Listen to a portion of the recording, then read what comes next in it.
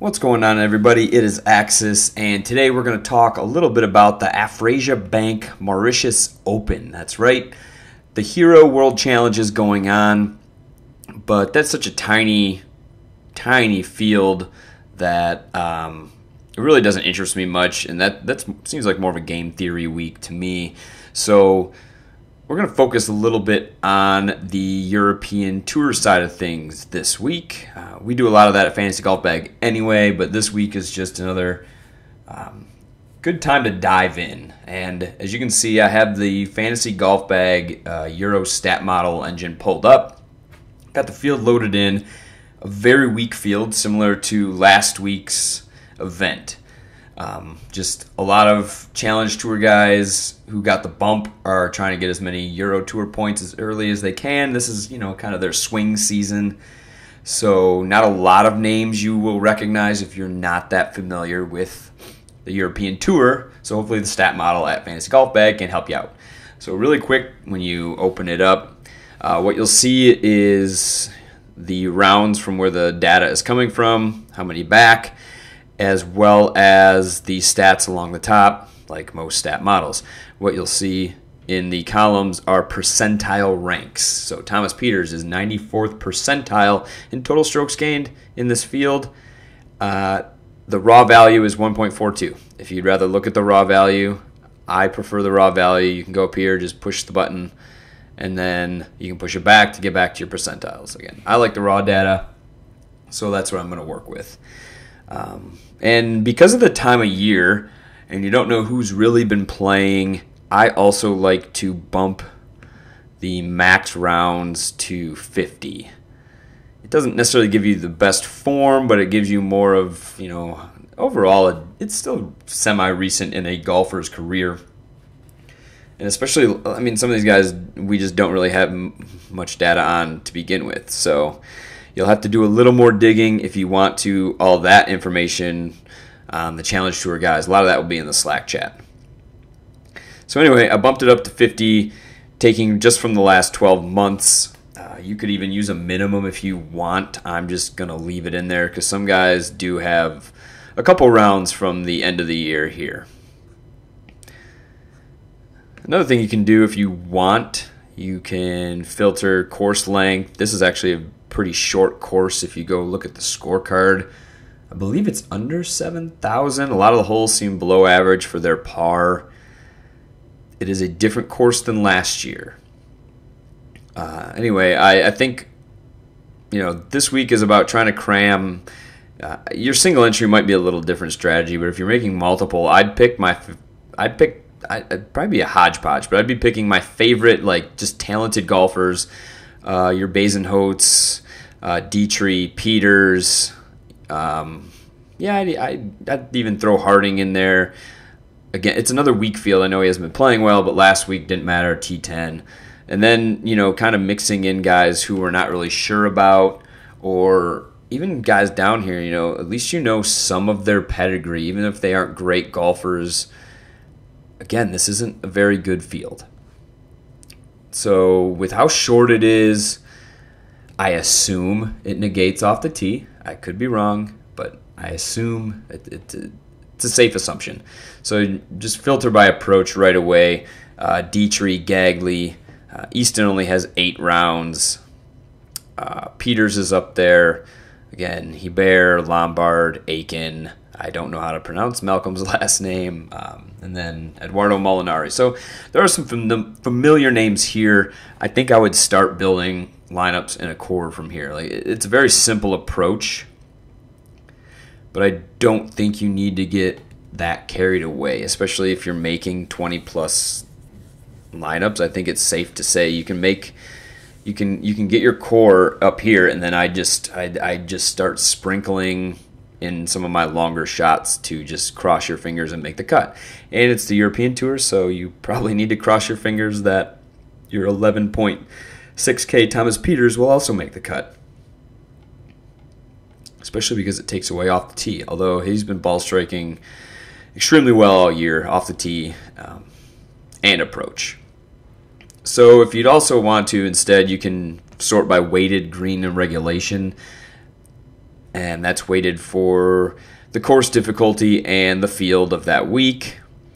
So as you can see, not a lot. Like, with the most rounds would be Langasque 48 or Langasque 48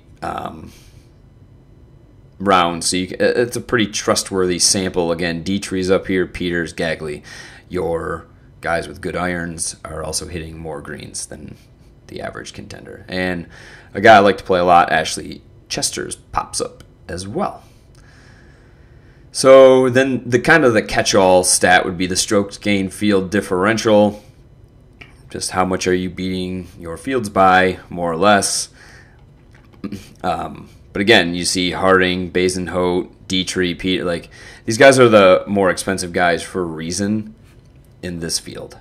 And like, Harding keeps popping up again, 9,700. Maybe being home last week. Maybe it's back to the weaker fields. Maybe he peaked early in the year, which he probably did. So he's come back to earth a little bit, but he's definitely talented and can hang in this type of field for sure. Guy we played a couple times last year, J.C. Ritchie. Maybe even earlier this year too. Matthew Jordan found his way into lineups last week. Veerman is another guy that I will look to this week, although the approach numbers are kind of blah. He only has 18 rounds, so it's one of those juggling things of just looking at some Challenge Tour stuff. Gagley's form has been atrocious. Make you gag, if you will. I know. But the irons are there. He's hitting greens. 6,700, I think he can do a lot worse. Like, this is one of those guys that you mix in at the bottom. You don't put him in every lineup. He's not part of your core, but he's definitely a guy to fill in near the bottom. I think Slattery can be one of those guys as well at 7,100. Nicholas Colsaert's at 9K. Again, this is just a pedigree thing. I mean, he won the Open de France earlier this year, broke the long winless drought, but just, again, compared to this field, I think is, yeah. But at 9K, so it's not necessarily a guy you're going to be just plugging in to fill. But if I was going to, I'd just sort it by weighted greens and approach and go about it that way. And obviously you can see a bunch of guys down here who we don't have stats for. And again, we played Louis early in the year, like Magical Kenya Open time. Wu Shan is a guy that, you see throughout the year. Regular Jack Singh Brar, I think, is a good play this week at 7.9K. Alexander Bjork as well at 7,700. Again, if you want to, you can go back up to your sample size, and if you want to just capture, I just want to see what type of golfer this is.